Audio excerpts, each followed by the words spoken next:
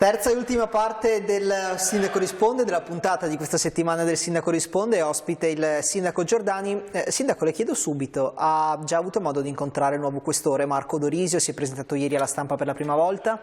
L'ho trovato stamattina in chiesa per una celebrazione dei Carabinieri. Prima impressione, lei ha sempre buone parole per tutti, però le chiedo... Guardate che a Padova arrivano, perché Padova è una città importante, a Padova arrivano sempre persone di qualità.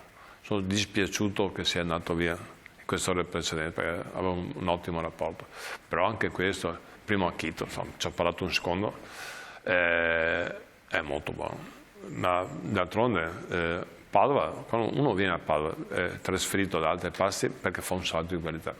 Per cui sono convinto che poi c'è un grosso vantaggio che andiamo d'accordo tutte le istituzioni, per cui è facile per tutte, per me in primis diventa facile, sono convinto che tutti quanti che sono bravi porteranno la loro esperienza. La prima cosa che gli chiederà, la più importante cosa che gli chiederà? Collaborare, ma penso che lo do per scontato. Ovviamente le tematiche principali le conosciamo per quanto riguarda Padova, lo spaccio, la sicurezza. Guardate che Padova è un'isola felice, non lo dico per fare politica, parlate con forza dell'ordine. Spesso e volentieri dico, noi siamo abituati bene e va bene così anche sia il caso. È vero, c'è spazio, c'è il monopatrio non va sotto i portici, ci sono tante piccole cose. Però insomma lo spazio, sindaco, c'è. Certo che c'è, sarebbe stupido da parte mia dire che non c'è. Noi cerchiamo di occupare i posti in maniera tale che gli spacciatori si spostino da altre parti, però non si può eliminare, c'è una logica, c'è chi consuma, se no non ci serve questo problema. Non so che è facile dire questo, però vi ricordo, davanti a Chiesa di Mettani è stato cambiato in maniera incredibile, Piazza dei Gaspi, sono tutti posti che è stato un po' la volta, però si spostano da altre parti. Portano a casa anche, perché con il discorso imparato con il Covid non va solo cibo a casa, va anche altri prodotti. Abbiamo preso altri cani. Ecco, questo è importante, noi lo diciamo sempre anche nei nostri telegiornali, Sindaco, le unità cinofile sono fondamentali. La nostra che la Polizia di Stato, perché ai Carabinieri, perché portiamo via, il danno peggiore che può fare è portare via il prodotto. Dopo va bene qualsiasi cosa, però va bene fare educazione anche qua, parlare con i ragazzi, far spiegare che queste cose fanno male, non è passeggiata, fanno male. Per cui è il dovere sociale da parte nostra educare e informare, ma anche reprimere, per cui c'è un'ottima collaborazione, Carabinieri, Finanza, Polizia Locale, sono tutti che lavorano insieme e si vedono i risultati. Non è una città insicura, assolutamente. Senta Sindaco, le scorse ore abbiamo incontrato il Sindaco di Treviso, Mario Conte, che lei conosce ovviamente bene, che è anche Presidente dell'ANCI, l'Associazione Nazionale dei Comuni, e insomma ci ha sollevato un problema che anche lei a sua volta ci aveva già evidenziato, quello della difficoltà nel chiudere i bilanci per il 2024. Allora le faccio ascoltare le parole del sindaco di Treviso, poi le commentiamo in studio. Vediamo. I bilanci dei comuni veneti sono in affanno e ben lo sanno i loro sindaci.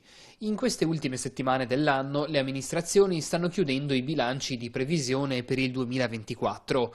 In uno scenario generale in cui il costo della vita ed in particolare dell'energia hanno registrato un'impennata, le entrate invece hanno visto una progressiva riduzione. Questo ha portato, ad esempio, un comune come Treviso ad approvare un bilancio da 80 milioni, tutto volto al risparmio e alla riduzione della spesa, appesantito da un rincaro di 8 milioni soltanto per i costi dell'energia.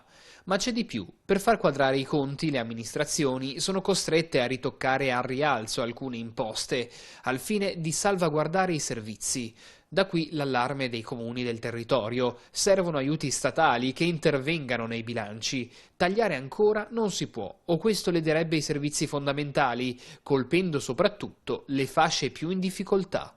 Oggi è fondamentale agire da comunità, agire responsabilmente, mettere da parte le polemiche politiche strumentali e guardare al bene della comunità. E per guardare al bene della comunità noi dobbiamo garantire i servizi e quindi faremo dei sacrifici. Tutto quello che si può tagliare si taglia, ma c'è da dire che i sindaci veneti da sempre sono stati molto attenti nella gestione e soprattutto nell'eliminazione degli sprechi, tant'è che non c'è più tanto da tagliare, rischiamo di dover sacrificare i servizi. Ecco, questo noi non lo vogliamo fare.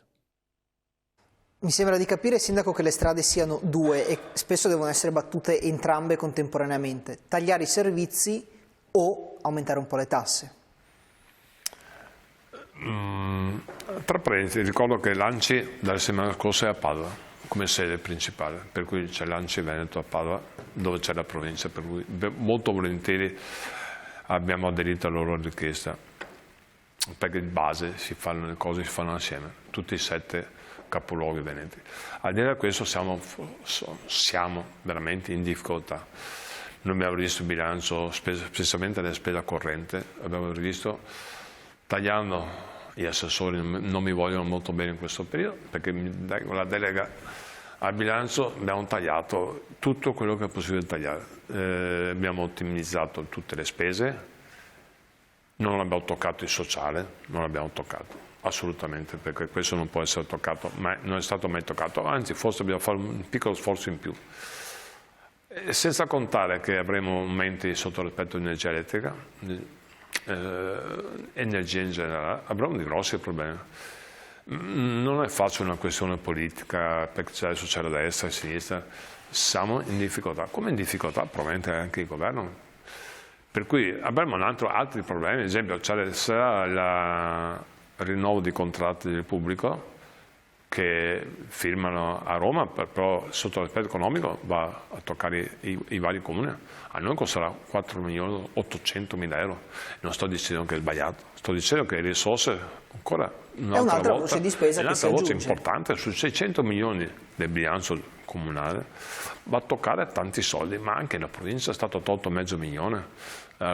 Già eravamo un po' sacrificati, veramente siamo in difficoltà e si fa fatica a far capire questo concetto, specialmente i cittadini, perché vedo che sono tanti lavori, però non possiamo toccare il PNRR abbiamo avuto grosse risorse, quasi 1 miliardo, abbiamo avuto anche la provincia 35 milioni, tante risorse, ma non possiamo toccare, perché sennò non si può toccare un euro, perché giustamente sono dei progetti che vanno rendicontati, per cui il cittadino dice: ma fate queste cose qua e non chiudete la buca. Non si può. Cosa chiedete però al governo, Sindaco? Perché un aiuto ve lo dovrà pure arrivare da Roma. Non credo che Roma sia in grado di fare nulla, vedo che sono in difficoltà. Io parlavo con i deputati parlamentari, dicono: non sarà una manovra blindata solo perché non c'è possibilità, non ci sono risorse. D'altronde noi nel tempo abbiamo avuto tante risorse, abbiamo avuto una causa, abbiamo col Covid abbiamo avuto tante risorse. Adesso è il momento di tirare la cinghia, però dobbiamo tirare in maniera intelligente, collaborando con tutti, facendo capire che ci sono problemi e che va aiutato il sociale. E il resto, lo sport, la cultura deve tirare la cinghia, non c'è niente da fare per il prossimo anno. Speriamo che si inverta.